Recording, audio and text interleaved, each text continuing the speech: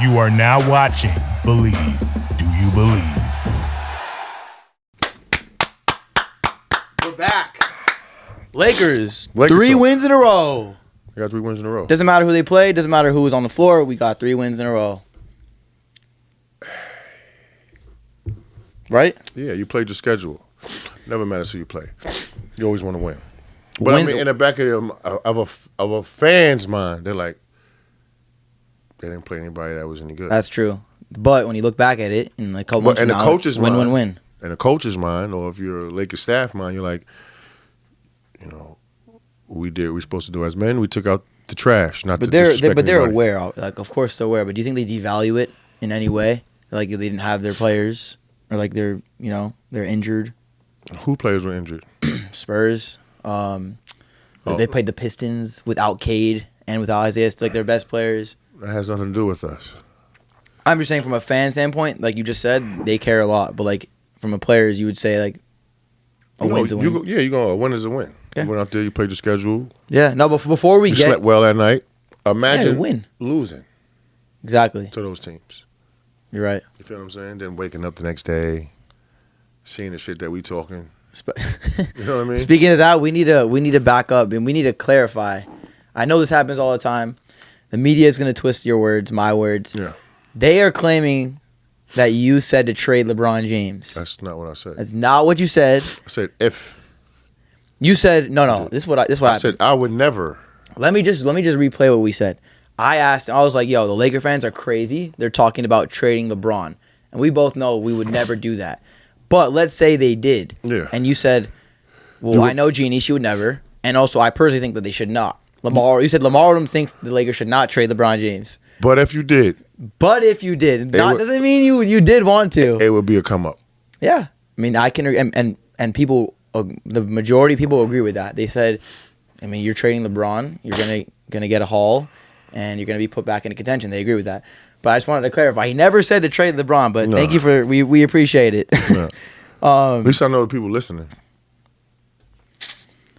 You know what I mean? So now, I know you didn't say trade LeBron, but you did say trade AD, and you saw what he's been doing these past 3 games. LeBron point, out. But it's all about if he could, So do you want to retract that statement? No, or you got to put it together for 60, 70 games.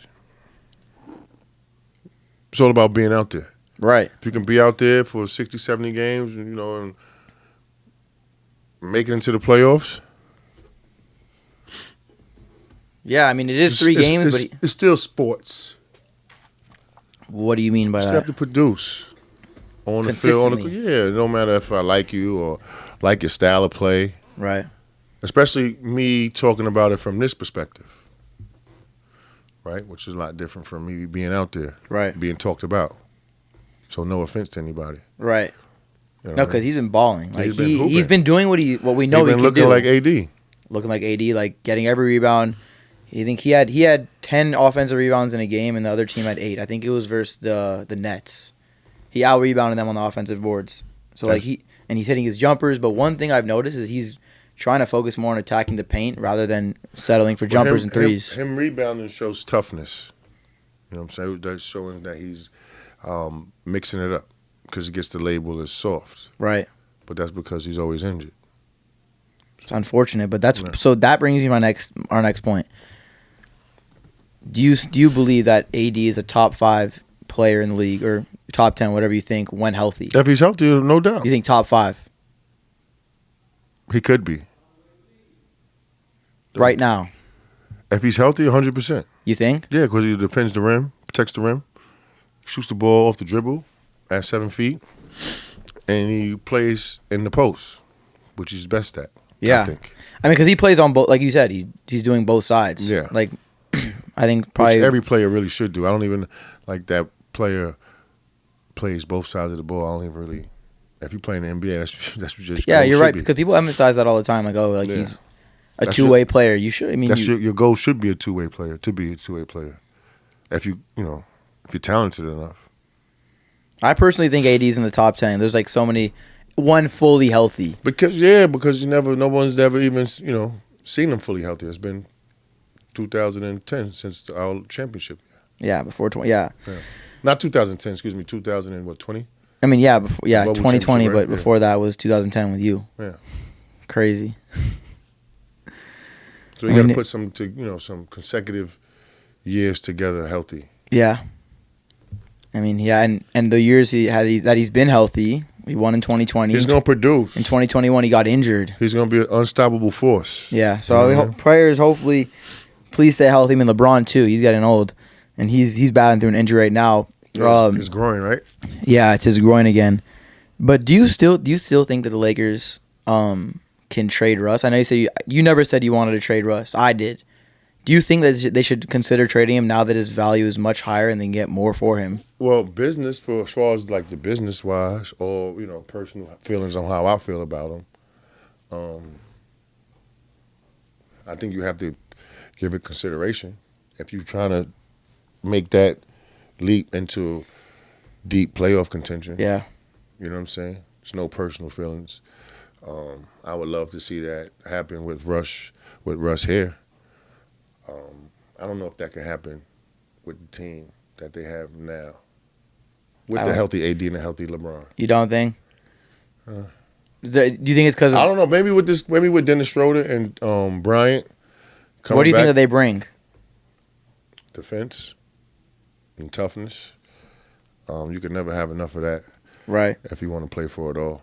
So do you think that we're lacking? Do you think the reason why we wouldn't win a championship is because mainly we don't have shooting, or is it just like a talent thing? We don't have enough compared to the other teams like the Bucks and the Warriors, Celtics. Yeah, I don't think you're as deep as those teams. I don't think we're as deep as those teams. Yeah. Right now, like 1 through 9, 1 through 10. I have a question. I think those teams are. They might not be deeper than us as far as rolling the ball out if we were just playing pickup games, but they might be deeper than us as far as systematic wise. I mean, these teams have been together too for longer. That's what I'm saying. So this is my point. This is my question. The Lakers, I feel like, are trapping themselves, and when I say the Lakers, I mean the front office. They have all their money being spent on 3 players, and then they use the excess money to sign players to 1 or 2 year deals. So let's say a guy like, for example, Malik Monk, he balls out. Mm-hmm. He's going to go get paid somewhere else. We can't even bring him back. But let's say he ends up playing like shit. We're not going to sign him again. So it's like, I feel like it's a trap, is it not? You got to make sure you re-sign those players. But we don't have the money to. So it's like, that's why I feel like the Lakers are trapping themselves. And it's tough because you have LeBron, you have AD, you have Russ, and you got to pay those guys. Well, those players that you get for 1 or 2 years, they got to be like. But my point is, we're trying to build, a culture and camaraderie. Mm-hmm. How are you going to do that when you have, like, I'm not like when you understand what I'm saying though? Like, how are you going to build that when you have guys on 1 or 2 year deals and it's a trap? They're not going to come back. They're most likely not going to come back. We wanted Malik Monk back, we couldn't because we couldn't pay him. And if he didn't play well, why would we sign him again? That's what I've been thinking. Yeah, that's pretty tough. Gotta give that one some thought. Yeah. Who do you think is more valuable right now to the Lakers?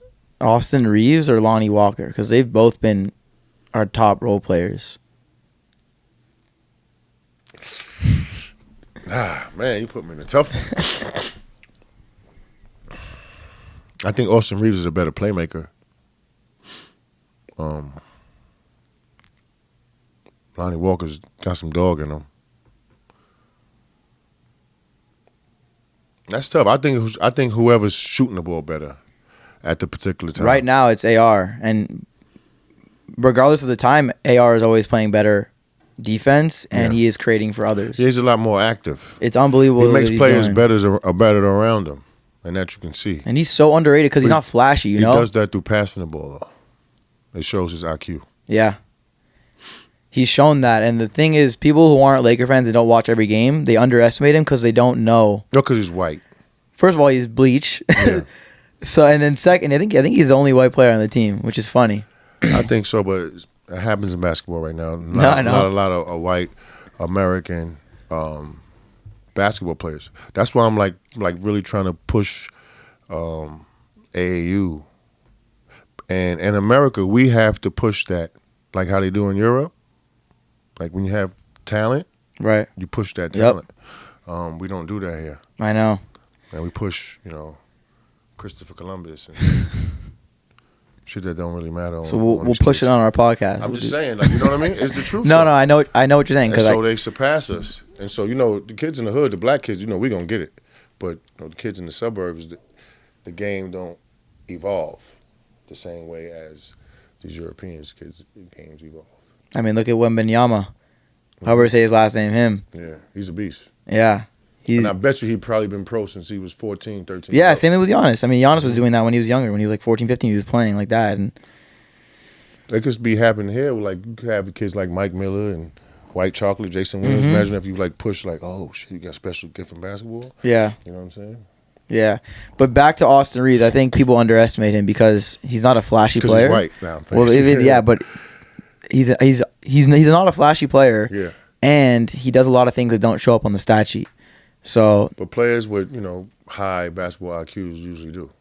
They don't always have to get 30 points like Luka and LeBron. Right. You know what I mean? But like you look at things like plus minus, and you see that he's and I saw last night there's 3 players in the NBA that are currently averaging 50, 40, 90. It's Steph Curry, it's Shea from the Thunder, and Austin Reeves. Wow. So it just shows you. That means he has all-star potential. Right? And he's being more aggressive. He's playing with more swag. Yeah. So I know he loving LA. Of course he is. He's the only white dude on the team. Yeah, you crazy. We're gonna have him on the show soon. Oh, please do. We will. Looking ahead, we got the Suns tomorrow. It's our not first real test, but like we've in our past 4 games or past 3 games, we played 3 against 3 teams that were This is without LeBron. Now we got the Suns. We don't know.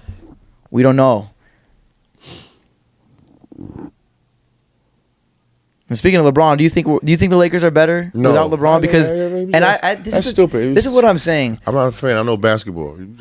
It's crazy though, because like I said, I always put out a little questionnaire.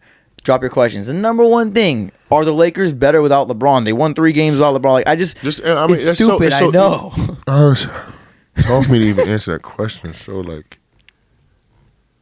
3 games they won. Nets, Pistons. What about if they came down to 1 possession games? I'm just saying, just like I'm on the same page. I think it's crazy. Just like we had to address trading LeBron. This is what the fans they want to hear you talk about. How long do you think that would last? What? I'm just saying, if you didn't have this win streak, we'll see tomorrow. It's good for the team's psychology. You know what I'm saying? So like, no, they come if without. If you're LeBron. a real teammate, so you're like, oh shit,